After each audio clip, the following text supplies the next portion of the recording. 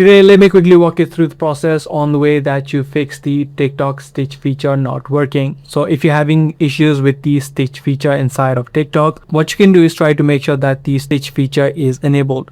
So what you can do is head over to the three lines on the top right, head over to settings and privacy, and then head over to privacy.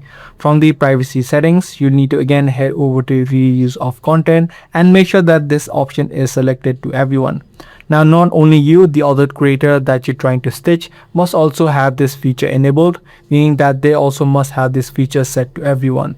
Only then you'll be able to use this stitch feature inside of TikTok. But however, if this is not the issue for you, what you can do is try to check for new updates available inside of TikTok.